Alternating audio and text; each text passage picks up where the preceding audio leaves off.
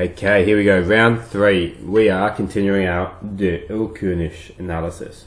We finished up with this beautiful cadence on the father. We're still in the key of G or E minor.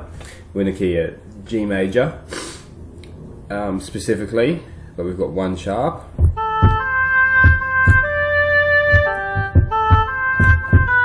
And that fa mi comes perfectly off a dominant pedal. Fa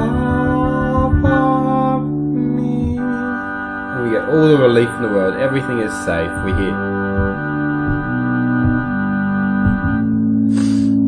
We're here at the moment. We get this. Sorry, I've got the wrong note in the bass. We get this A minor chord in the first inversion, second inversion, so a 2.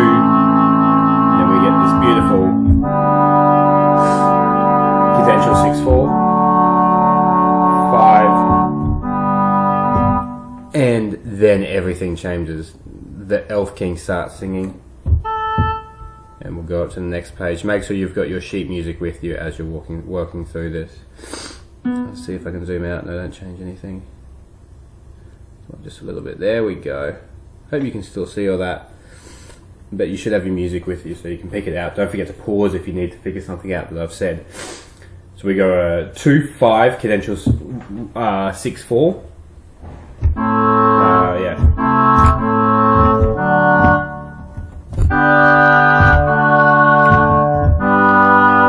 Into this G major, and the accompaniment changes for the first time. This is awesome. My MIDI keyboard here doesn't do it justice, but it's got the boom cha cha, boom cha cha, boom cha cha, boom cha cha, and he just alternates, as you can see. So I just want to zoom in a little bit more. Let's see if it lets me without destroying everything. There we go. It's exactly what I wanted. Between the 1 chord, we're in G major, and obviously you can just get out any double notes, so we'll get out that G and the D in the bass, and we've got a G major there to it says G major sus4 on the screen. Do not believe it. If we take out the G from the bass, we've got a D, the F sharp, the major third above that, the minor 7th, so we've got a D7 with our tritone interval here, and the D on top, and the G is just staying there in the root, just for a bit of fun, why not? And he just goes between these two.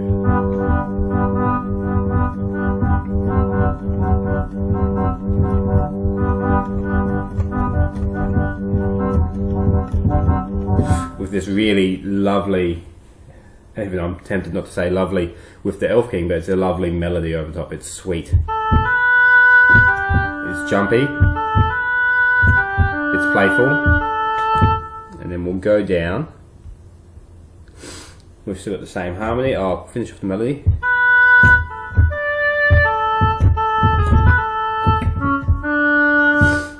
It's really playful. It's got some chromatic notes. It goes to another key. Look, I'm over here. That type of stuff that this Erlkonig is trying to capture the kid. We've got the same accompaniment. We changed to an A in the bass, so it's just a D in second inversion.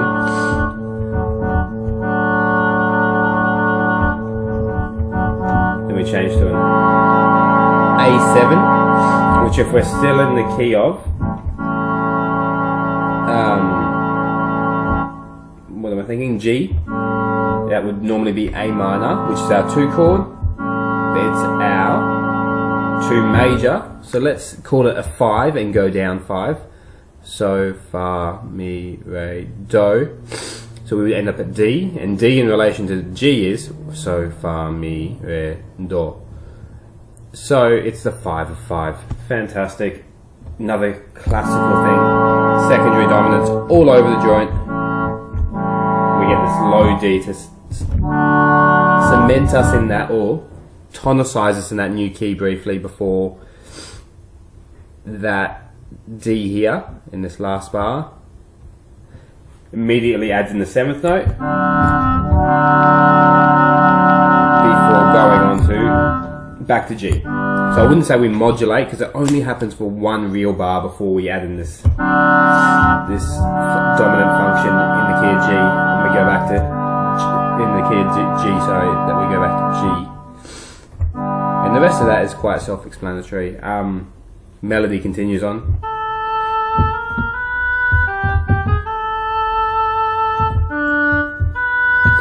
Which is quite nice as a melody, but we know it's sinister. It's hiding something sinister. And you can even see in the lyrics, "Come play with me, my lovely child. I have lots of lovely games. There are some colourful flowers on the shore. And my mother has some golden robes." Remember, this is not ancient, but literature from old Germany, hundreds of years ago. So it's not what we consider to be desirable, or it's kind of like, "Oh, I've got some nice things for you. I've got some nice clothes and watches and material possessions for you." And they finish up with this quite nice run.